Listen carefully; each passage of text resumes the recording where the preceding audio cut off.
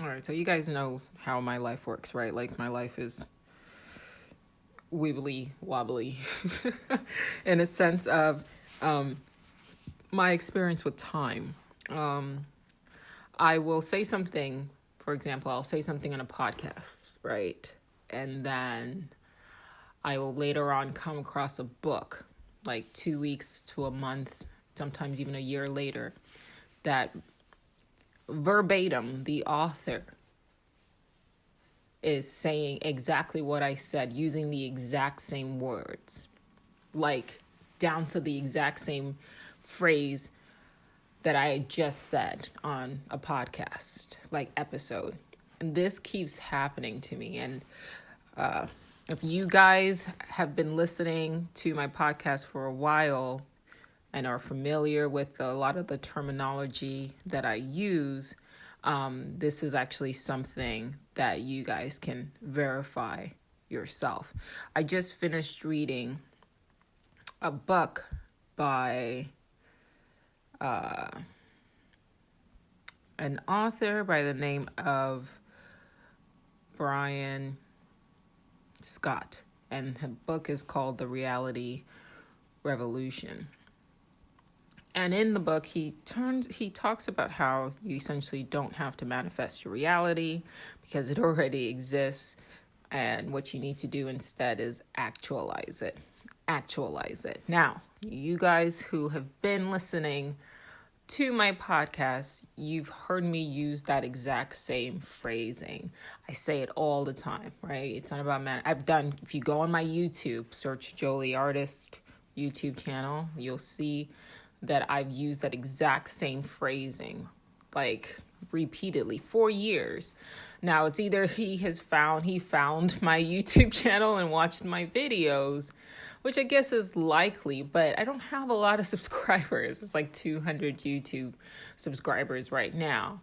And I doubt he would be using my videos, right, as a reference for a novel that he's working on or a book that he put out. And this book just came out, I believe, in 2020 or 2021, but recently. I know it's recent because of a lot of the references that he uses are like, I think he mentioned like COVID or something like that. So it's a fairly recent book. And that's just one example. That's the easiest example that you guys can sort of see, or show proof of your own. Like you see that I use this terminology repeatedly, and I just checked out the book yesterday, and a lot of the stuff that he's talking about navigating your consciousness to a reality experience that already exists, he doesn't use that exact phrasing. I can at least say that phrasing is mine, or at least I feel like I am the originator of that phrasing. Although I could hit you guys up next week and be like, hey, guess where? I just read the book that inspired that phrasing 5 years ago. But he does talk about actualizing, reality experiences as opposed to manifesting it, which is something that I thought I had come up with. It leaves you to believe, one or two things. It's either, ideas, you're not really coming up with them, right? Like there's an akashic field out there, like like the cloud, right? So when you talk about, okay, your information is backed up in the cloud. Well, what is the cloud? Well, it's a server. It's bits of data. They're not tangible. But your pictures, your, anything that you write, your your phone's memories, all of that, right? You back it up to this cloud thing. And it's all of this like bits of information that are intangible, kind of flowing over our heads right now or through us right now. And it's data, right? Now imagine you somehow possess the technology, or you can tweak your brain in some way that allows you to have access to Amazon's cloud, right?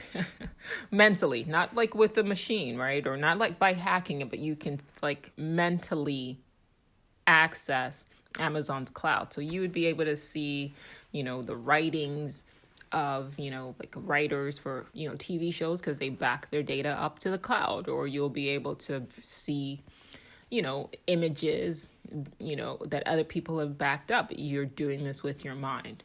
I think the same thing happens when we sort of come up with ideas, right? We think that we're, originating them from like our minds, or our brains rather, but perhaps it's actually our minds tapping into the Akashic field, the Akashic records.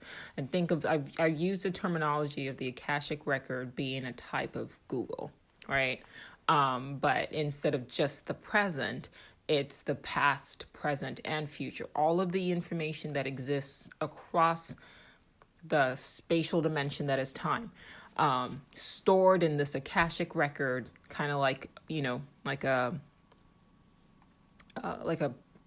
very complicated, much more complex, much more powerful Google, right, for point of reference. And your brain acts as a kind of receiver for this information. And if you can sort of strengthen your ability to access this information, right, you can have ideas. You can essentially fish, quote, fish for ideas.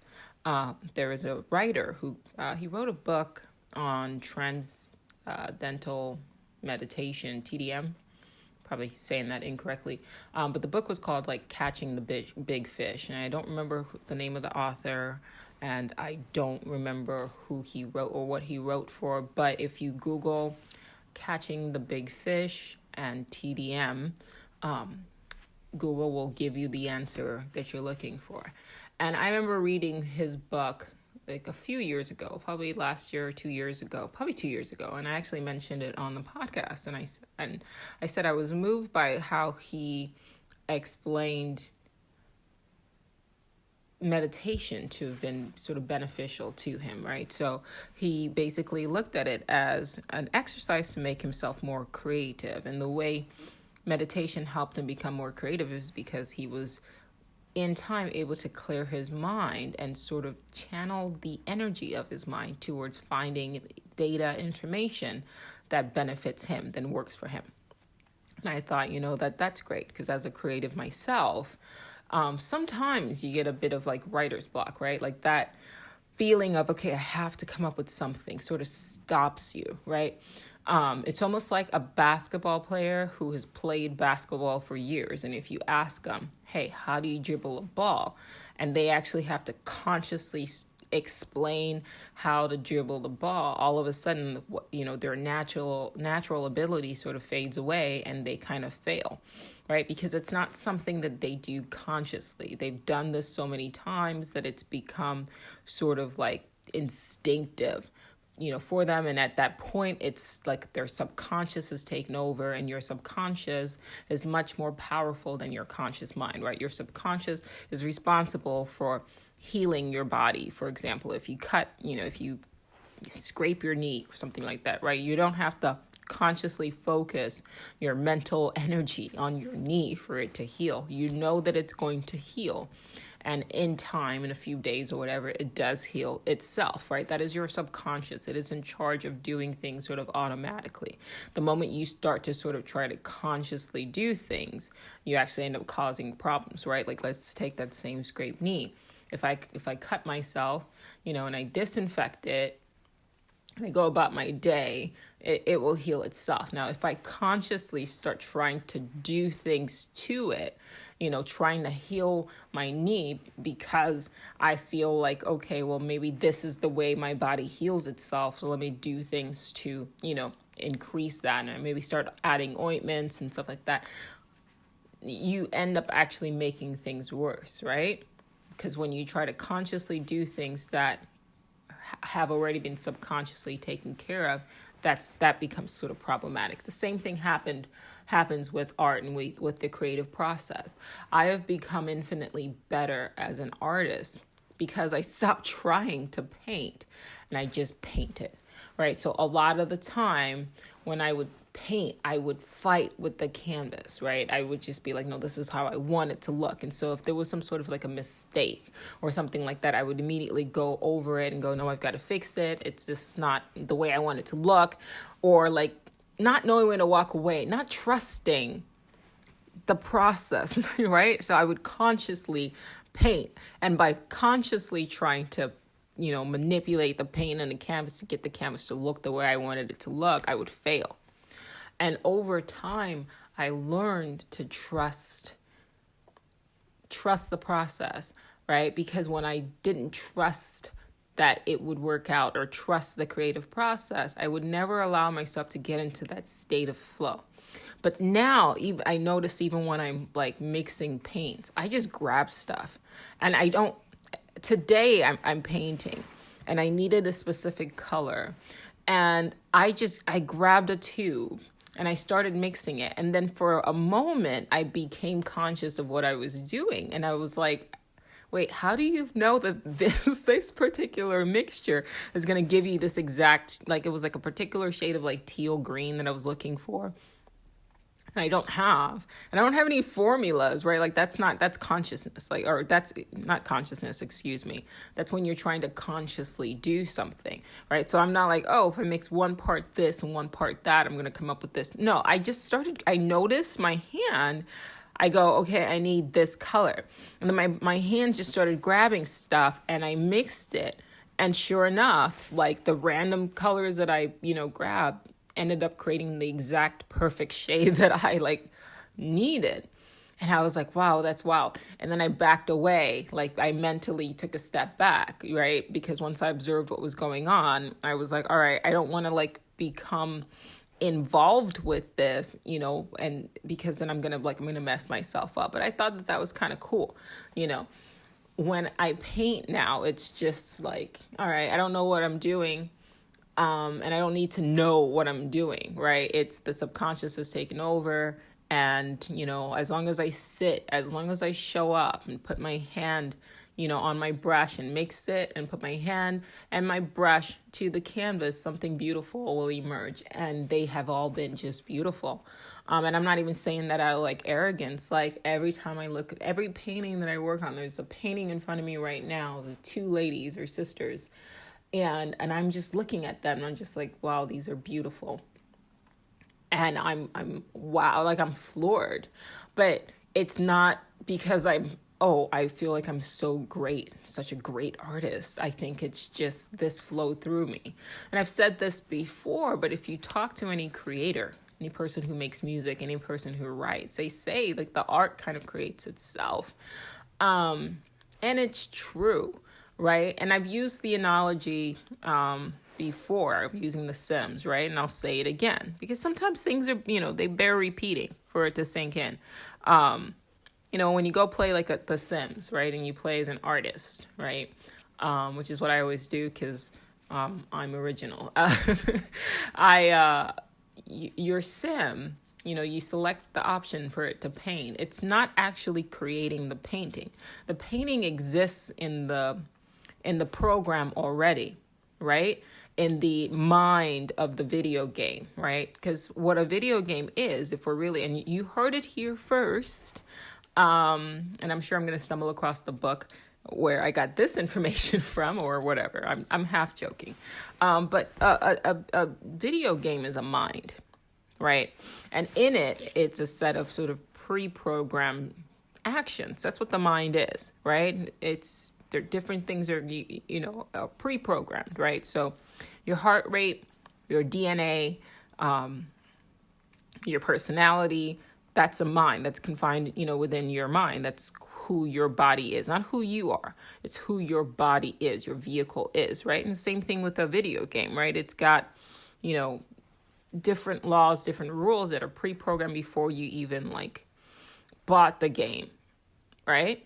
So a video game is like a kind of mind. And so when you operate and you turn on or you choose a character that's an artist and you set it to paint, it's accessing the mind of the game, and then it's manifesting, or I will say actualizing a painting for you to see, for you, the player, the video game player, to see, right?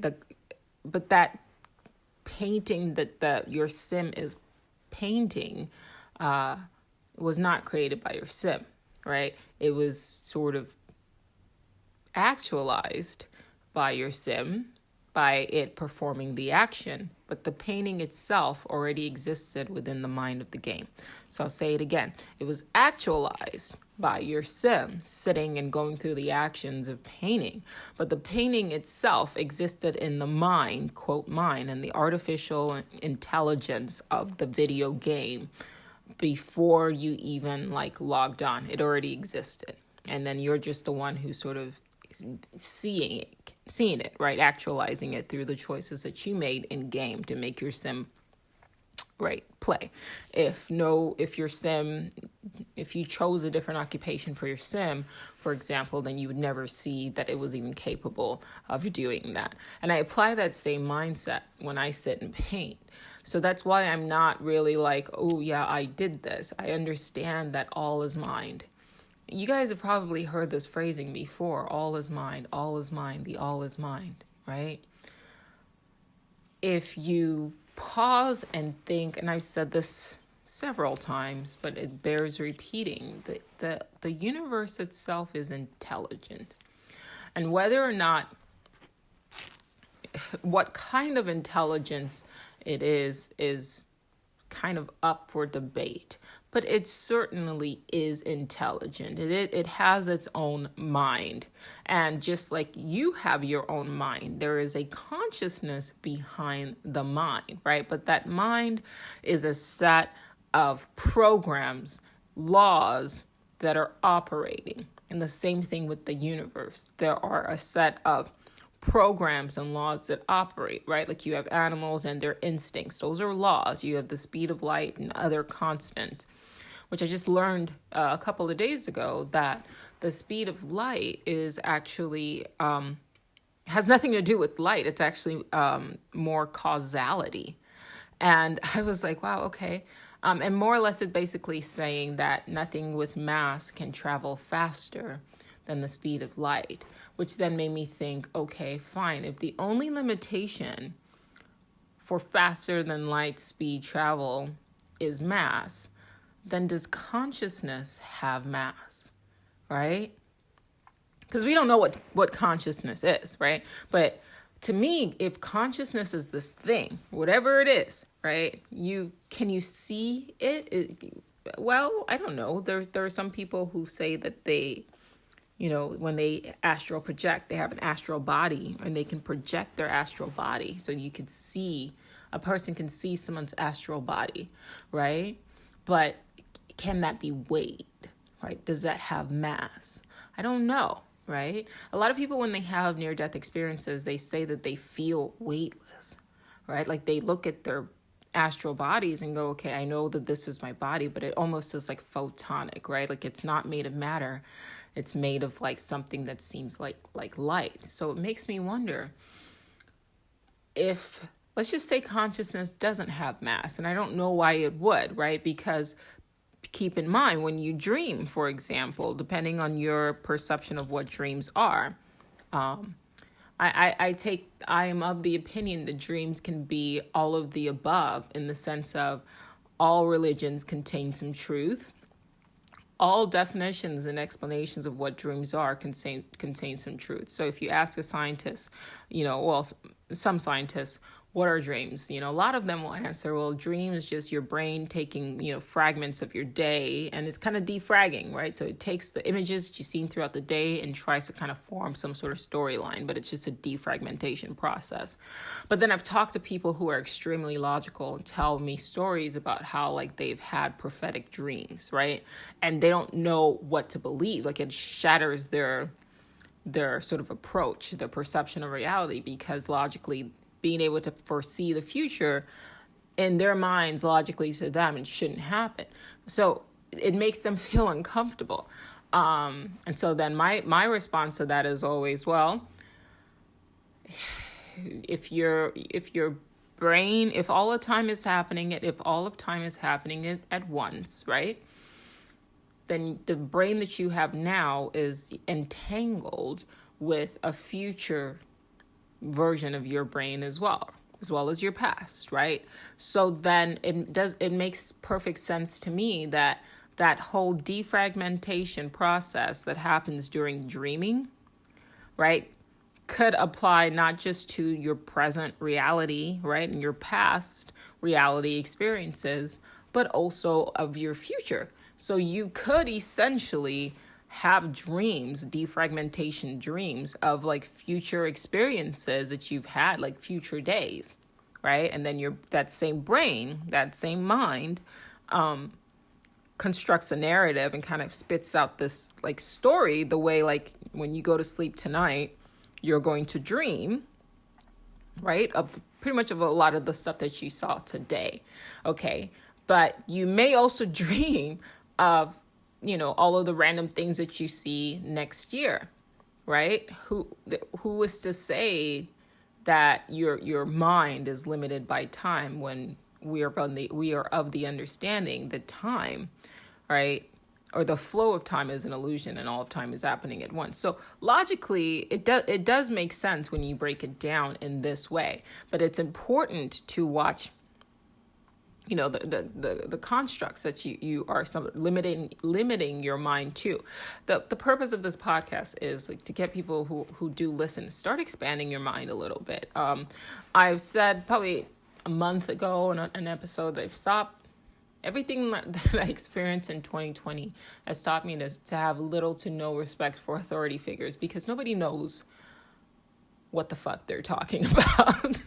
Seriously, all these experts, right, that say, this is right and this is wrong, like they don't really fucking know. Like in order for the world to work the way it works, we are kind of all grown children still playing pretend. So we're all kind of pretending like we know what we're doing. And so if you ask a person, well, how did you do this? They can come up with a story, right, to explain how and why they did something. But the fact of the matter is they don't fucking know. A lot of our great scientific revolutions occurred from people. Google this, okay? Like they consciously mold over a question to a problem, right? And then they went to sleep after trying to do the mathematical equations to figure it out. And then they woke up from a dream, and then it was in the dream that they learned something. Or like inventions that we've had were found by accident. Okay? If those things like that, if awareness of what I just explained to you, and it happens a lot. So if awareness of that phenomenon, where like a lot of the things that people invent, a lot of scientific discoveries, a lot of inventions came to people not when they were consciously trying to invent something or figure something out, right? Scientists and all of that. It came to them after they woke up from a nap. It came to them in the middle of the night. It came to them like just accidentally. That should tell you that perhaps we're not as in control or in charge of things as we would like to believe. So I'm at the point in my life where, look, I'm halfway to 70. And as I pause and look around and see what's happening in this world, I realize that a lot of people don't know what the fuck they're doing. A lot of people don't know what the fuck they're talking about. So when I post a video, I post a podcast, and people are like, well, how did you come to that conclusion? Like, what book did you read? Well, bear in mind that I can tell you the books where an author with 3 letters behind his name is saying something that I am also saying. But if you listen to my podcast long enough, you'll realize that I usually say stuff first, and then the book saying the same thing or the book supporting what I've said kind of makes its way to my path. So do with that what you will. I've learned from just having those sort of things happen over and over and over again. I've learned now to just trust my perception of things and not really depend on experts or, a person with 3 letters behind her name to kind of back up what I'm saying. And I'm not saying take everything I say as gospel, because a lot of the times when I do say things, I will also tell you where you can find a person with with 3 letters behind their name saying what I've just said. But for my own personal sort of journey, I'm learning to just look, I've got a brain, and a pretty good one. And I shove a lot of information in there, and then I meditate on that. And if all a person needs to come up with feasible explanations for, our nature of reality is information, a clear mind, right? A clear and creative mind, and a little bit of time, and maybe some sleep, right? Or dreams. I have all of that, right? I've probably read more now as an adult than I've ever had while I was in college. So I've just come to the point in my life where I don't have to explain anything. I don't feel like I have to explain anything to anybody anymore as far as like my perception of reality. I just trust that I've read enough, and my mind is sharp enough, and my intuition is, strong enough that if I'm coming to a conclusion on something, I'm probably on the right path, or very close to it, or just outright correct. So trust your instincts. I don't know where I was going with all of that, except to say that the mind is an interesting thing. The mind is a powerful thing. If you work in tandem with it. And what I mean by that is, yes, that's what I was saying. So we live in a society that basically tells us that you have to trust the experts, and that there are people in charge and they know what they're doing, and blah, blah, blah. And then,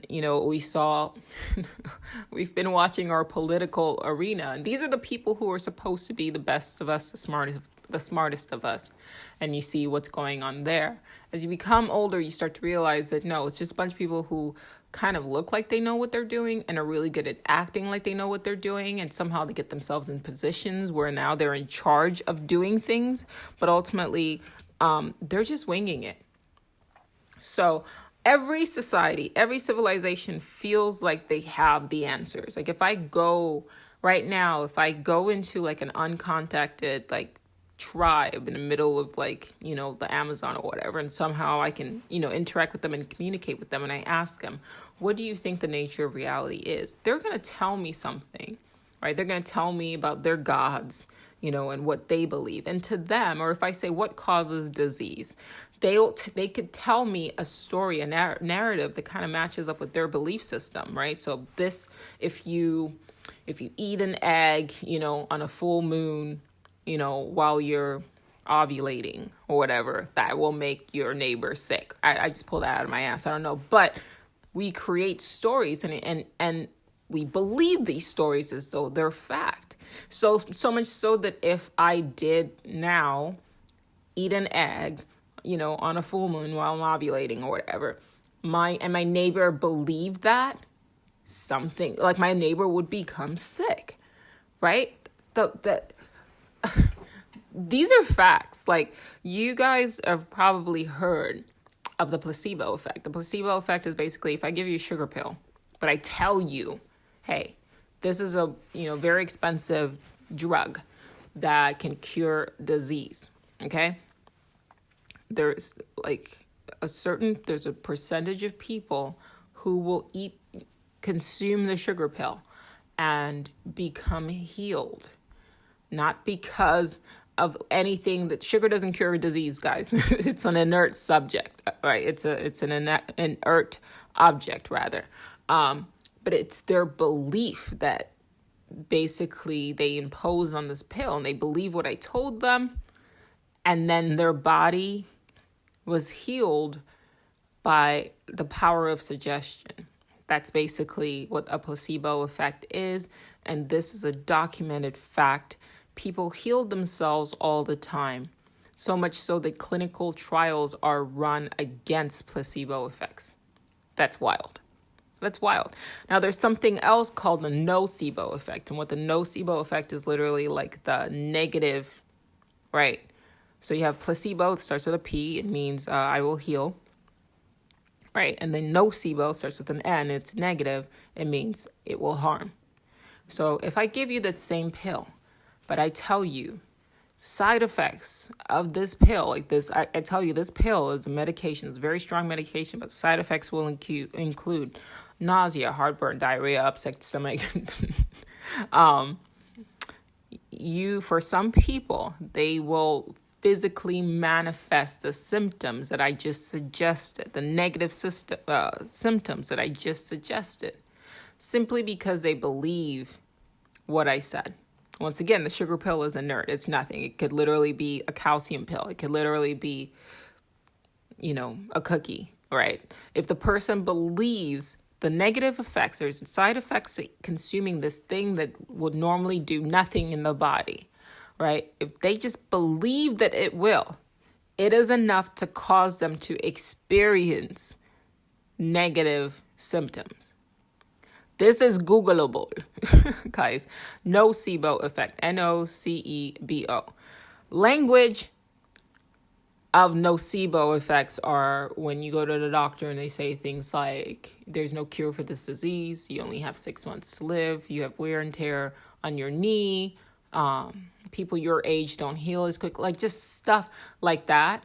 If you believe it and you put it in your head, you will manifest this stuff. Guys, I look around and I watch people act and say things and think things, and then that shit happens. And they're not even aware that it's happening. And people are powerful as fuck. And they don't realize how powerful they are because they live in a society that tells them otherwise. It tells them that they're insignificant. It tells them that they're just talking monkeys, right? Let me give you an example. My mom went on a trip to Atlanta 2 weeks ago, and she said she had an early flight out on Sunday back home. And she kept saying to me, I don't want to come home early on Sunday. I'm going to try to book a later flight. And I was like, okay, well, just book a later flight. But then she went to check out the later flights, and she's a little cheap. So she was like, it costs too much money. I'll just deal with it. But then she just kept saying, I don't want to fly out until later Sunday night. I don't want to fly out until and I'm like, okay, if you're not going to do anything about it, stop saying it. Long story short, she texts me on Sunday. She's stuck at the airport. They delayed her flight. So she was supposed to leave home at like 10 o'clock. Or I'm sorry, she's supposed to leave Atlanta at like 10 o'clock, get home by like 2, 3. She was stuck in Atlanta, didn't get home till like 11:30 midnight. And I said to her, like, you did this. You kept saying you didn't want to go get home till night. And then you made it so there you go. You did this to yourself. She's like, I know what I said, but I didn't mean it like this. And I'm like, yeah, but you didn't take control of what you were, what you were meaning. Your subconscious mind doesn't know how you mean it if you don't say it. You're the one who's giving it, a set of instructions. And now, of course, as I'm talking, some people might raise an eyebrow, like, well, this is just a secret where I put shit on the board and then stare at it and it happens. No. First of all, I never even read The Secret. I just, I don't think I've read it. And even if I have, it's been probably 10 years now. That's not what I'm saying here. Pay attention. Start paying attention. She did it again the following week. She was like, I don't want to go to work. I'm tired of going to work, blah, blah, blah, blah, blah. Every time I go to work, it's just, I want to stay home. Last Thursday, she passed out, ended up breaking her foot. Or was it her ankle? Spraining her ankle. Anyway, she's got a cast now. She's fine. But now she can't go to work for at least a month. And I'm like, Mom, you have to watch what you're saying. You have to watch what you're saying. Another example, my dad, now this is a little bit serious, but I can speak candidly. And I'm almost scared to bring it to his attention, but, I don't know. sometimes you just got to let people live their lives because they're manifesting things, right? So he has been on dialysis since I was like 17 years old, a long time. All right. And I'm not 17 anymore, so a very long time.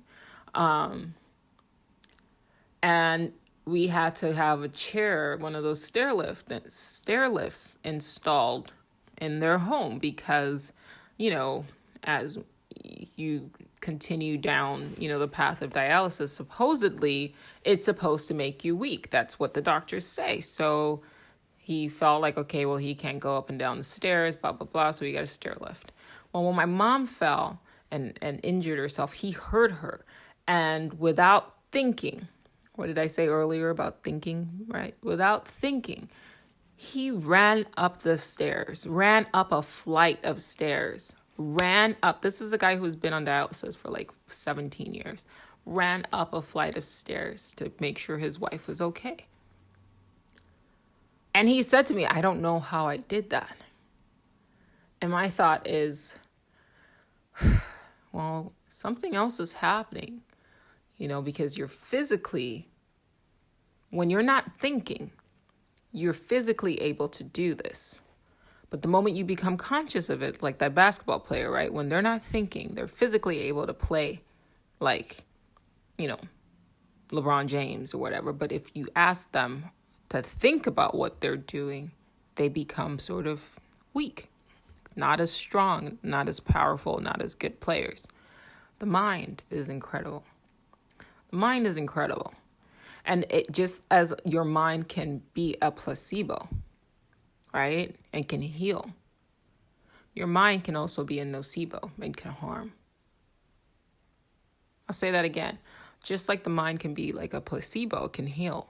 It can also be like a nocebo and harm. I've been pushing meditation. And I've told you guys what my mantra is. But you can literally Google a mantra. I just like my Hare Rama, Hare Rama, Rama Rama, Hare Hare, Hare Krishna, Krishna Krishna, Hare Hare. Mostly because, one, I don't know what it means. So I won't get locked on what the words are. It's just something to give my mind. And I meditate every morning now. And what it first started off is, and you guys can hear, I talk about it. It first started off as like a focus exercise, right? It helps me focus. So I gave myself the mantra. When my mind starts to wander, I shift, I catch myself,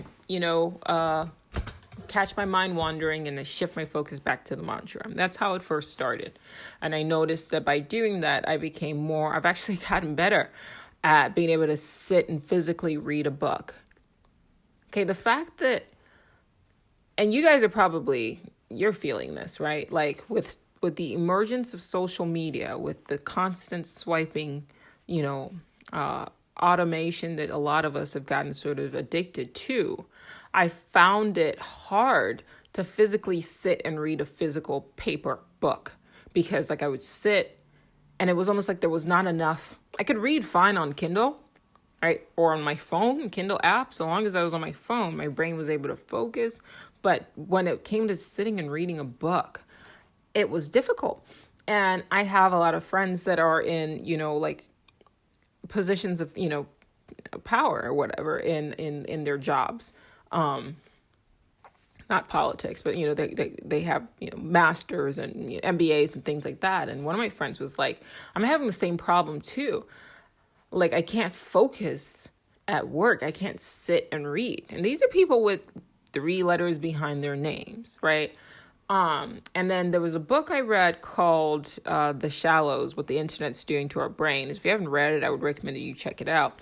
But they're saying that like even PhD students are having a hard time being able to sit and focus long enough to write their dissertations. And if you notice, even on news articles, now they have it where you can listen to an article as opposed to reading it. So some really good publications will actually have where you can just play like an audio version of the book because people can't sit and focus long enough anymore. This is what that rapid just switching, from one thing to another thing to another thing. It's like fucking our brains. Okay. And you're seeing that news articles are also getting shorter, right? It's just little blurbs. And that's a problem. Like, I think we're going to look up in 10 years and be like, what have we done? What are we doing to our brains? What have we done? And we're giving this to kids. And kids, unlike us, like, I remember when I got my first cell phone, I was like an adult. So my brain had time to at least form. So I do remember being able to sit and read books. I was a bookworm. I still am. It's just I had to shift to audio. And, I read faster in Audible anyway, and I love Audible, so it's not a problem. But my inability to sit and hold a book, that bothered me. That bothered me because I was that kid that like 3:00 in the morning, I'm under the covers with the flashlight, just thumbing through pages. That focus is important, guys. Like, focus is that's flow, right? When you sit and you paint, or you sit and you write music, or you sit or you write a story, right? Or you play the piano, right? That is a state of flow because you're intensely focused on one thing. That does something to your brain. If you are incapable of doing that, if you lose the ability to do that, you're damaging your brain. And so for me, not being able to do that bothered me.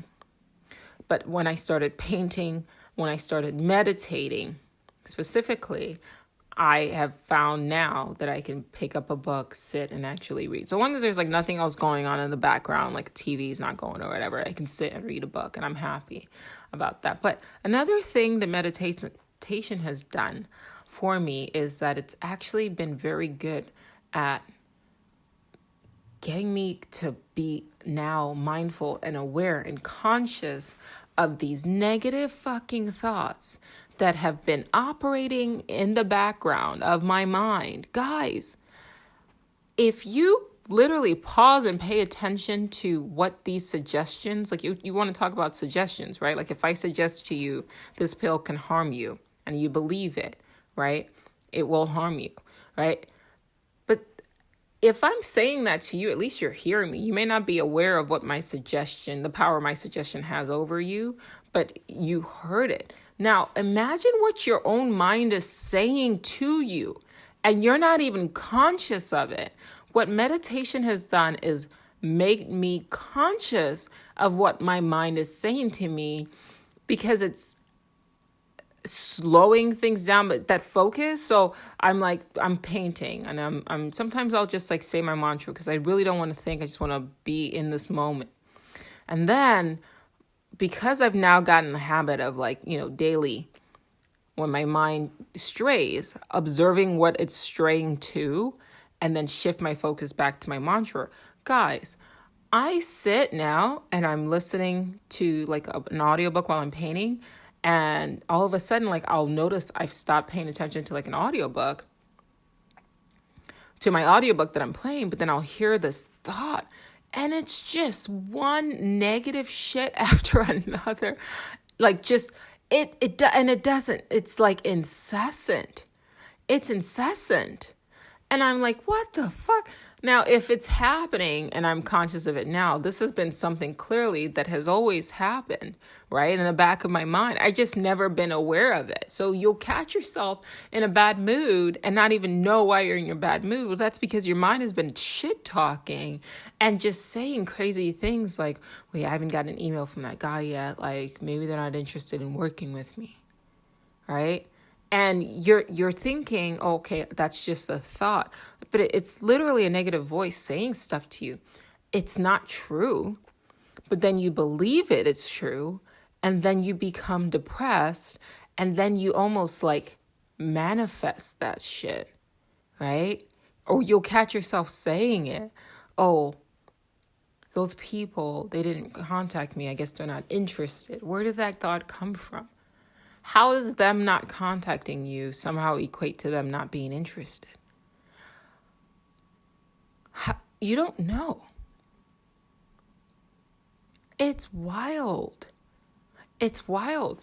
And if you're just constantly, and this is just happening and it's unchecked, it's no wonder you're unhappy. It's no wonder people are depressed. It's no wonder why people have anxiety. This is like a voice, just like warm tongue, just talking shit. And you're not even aware of it. And I noticed that, like, all of a sudden, like I'm listening to my audiobook, and then I hear it for the first time in my life, in my adult life. Like, I actually hear it. Because here's the difference. There's a difference between thinking and hearing a thought. When you think, you become the thought. Right? So we have been programmed that thinking voice or those images, that's you. So when you think and it's like, oh, I'm sad, you become sad. I'm angry, you become angry. As opposed to hearing and listening. When you hear, all of a sudden you're like, what the fuck are you saying to me right now? Right? There's a separation, right? That space you need. And that's what meditation does. Now, what I'm about to propose is, once you notice that, a lot of people say you have to learn to suppress your negative thoughts, or you have to learn to ignore the negative thoughts or wave them away or shift it back to the mantra. That's all good. I don't know if ignoring it, though, because when you resist something, it'll persist. What I'm starting to do, and what has been beneficial for me, is that once I notice these thoughts, the first thing I do is go, what the fuck? I don't say it out loud, but I catch it. And I'm like, this is wild. Like, this is what's been going on in the back of my mind.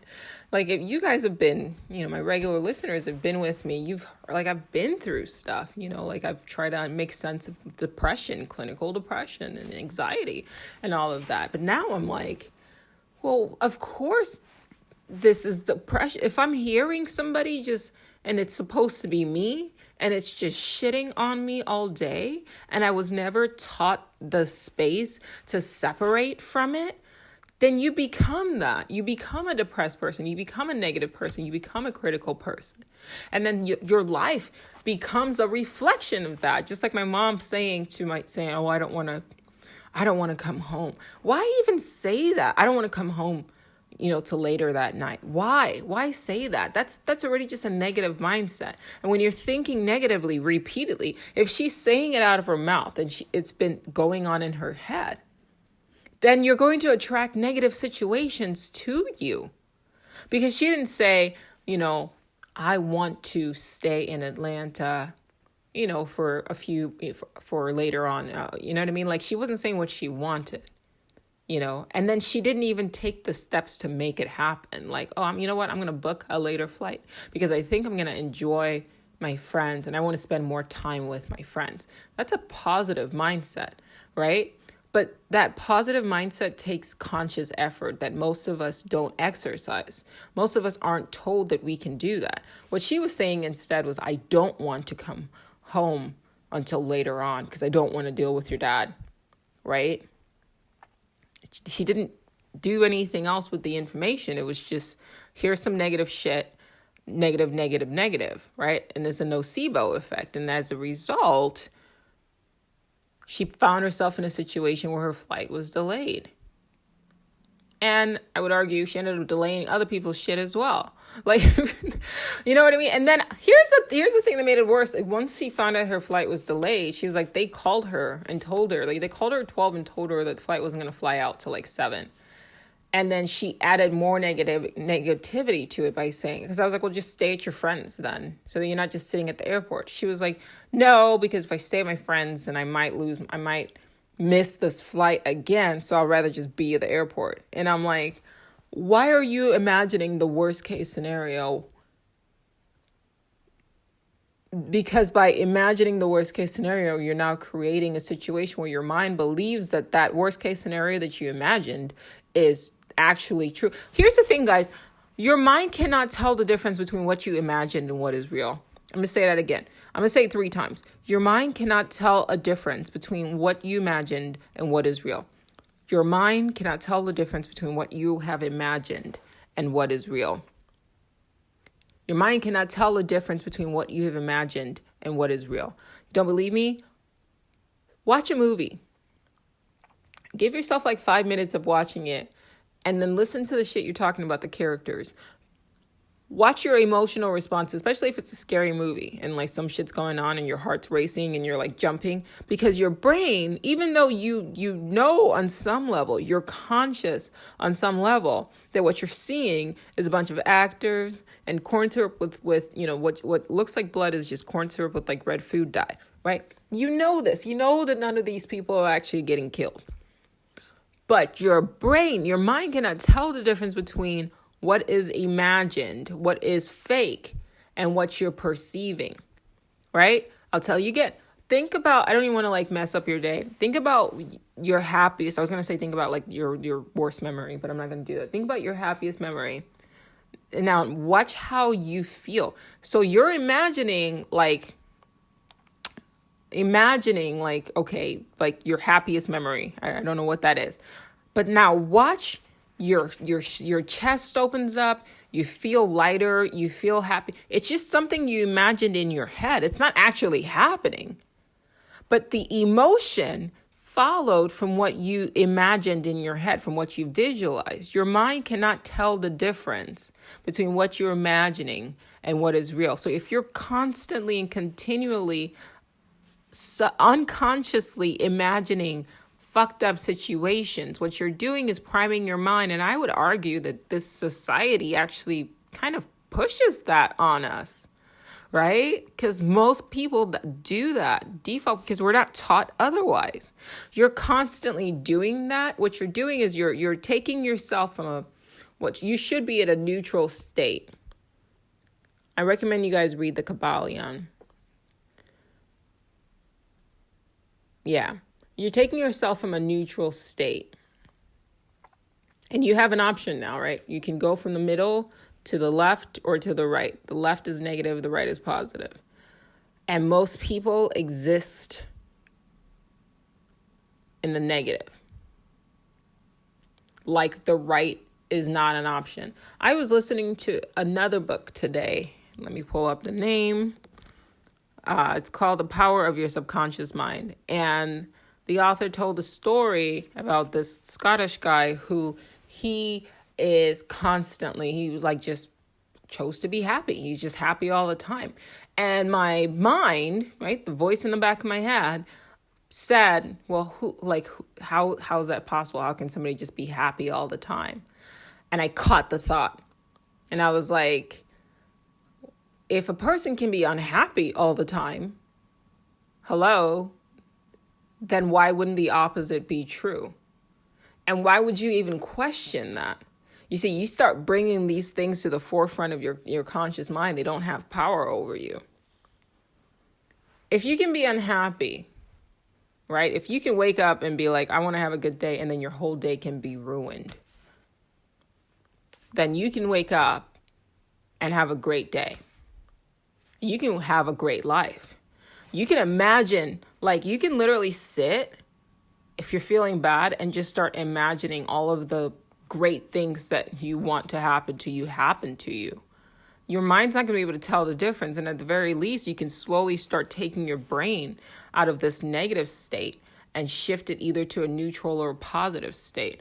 And once you're in a neutral or positive state, ideally you want to be in a positive state, you can now start seeking out positive situations. I'm not going to say attracting positive situations to you, but I would say seeking out positive situations. And the reason why I say seeking out as opposed to attracting is because attracting is passive, whereas seeking out is, more active. And yes, you can attract, just like you can attract negative situations to you, you can attract positive situations as well. But I want you to know that the mindset that you have kind of also helps steer you down different sort of pre-programmed pathways that exist right now as probabilities, as I've talked about.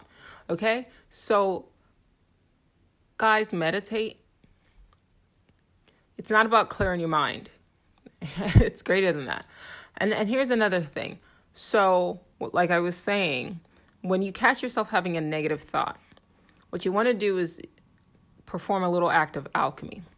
And what I mean by that is take it when you catch it. Take it and turn it. Turn the dial. If you can imagine something that's negative, right? You catch it. You're not even imagining. You're just sitting minding your own business and a negative thought pops up and says, hey, that person didn't email you because they don't want to work with you. Okay. And then you start feeling the depression.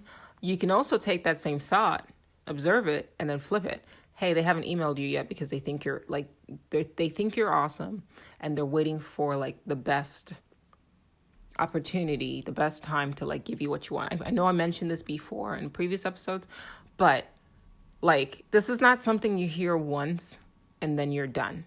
Okay. I did mention the complete reader, Neville Goddard, the complete reader. Check that out too.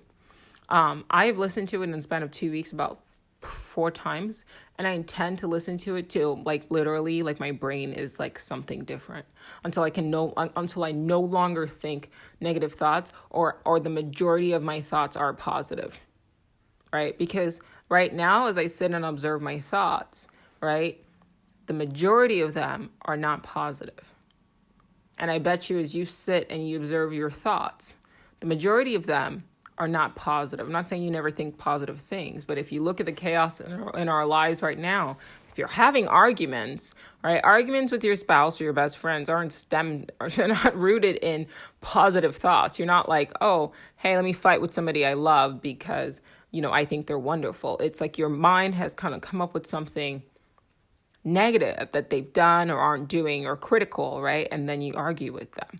So if you're in that state where your mind is constantly producing negative thought, I feel like that's something that we're all programmed to do. You need to read the book and you need to get it into your head to the point where if you can consistently think negative thoughts, then understand that you can also consistently think positive thoughts. So the reason why I'm going to keep kind of talking about this in different ways is because this is not something you hear once and then you got it. Like when you learned the ABCs, right, as a kid, you didn't just listen to, Elmo sing it and go, oh, okay, cool, like I got it.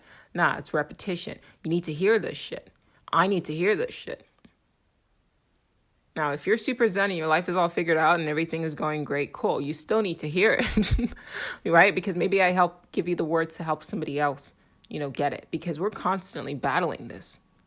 And it shouldn't be a battle. It shouldn't, right? So somehow along the line, we picked up this sort of thought process from our society. Because it's normative now, it's default now. Most people think this way. Right? But it's not something you're born with. It's something that you learned. Because the voice in your head, as people have explained, it's programmed. It's right. It's programmed by the external, right? Society, right? What they say you should be, how things should be. When you turn on the TV and you watch things happen, it's constantly reinforcing negative thought patterns. So you pick that up and then it becomes embodied in the voice of your head. Eckhart Tolle calls it the pain body. The different people call it different things, some energy, energetic parasites, whatever. But at the end of the day, I don't even like that, giving it that sense of like power. I think it's just, you have a setting and it's stuck on negative right now. And you just got to figure out a way to flip it either to neutral or positive. And you can do that consciously. And meditation isn't about clearing your mind. Will you be able to get to a point in your life where you can sit and clear your mind? Yes. But it's about being able, and that's what I'm learning.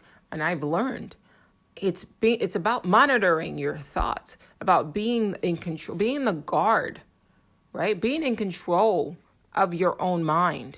Because look, if you can get past the point where, okay, now where you are right now, it's your mind is constant, it's like default negative, right? Okay. Now, if you can move it to positive, great. Right? If you can move it to neutral and positive, great. Then if you can harness the power, that's the next level, right? So the base level is you're at least acknowledging the fact that, okay, this is happening. Then the next level after that is now you transmute it, right? You transmogrify it from negative to positive or negative to neutral, right? Neutralize it. The next step after that is you start harnessing it and start using your mind to tap into the Akashic field, to find ideas, to imagine things, to create things, to work for you, to actualize realities, probable reality experiences. Like, how powerful will that be? What kind of life experience is waiting for you to actualize or waiting to be actualized by you? just based on you changing your mind. I said this in my TikTok live, and I'll leave it with that. Like I said, if you don't like what your past is, right, it's not going to change, because it's the same mind that you had in the past that is basically creating your present and future. So you've got to learn to change it. So you got to start, let's change it. All right, guys, thanks for listening.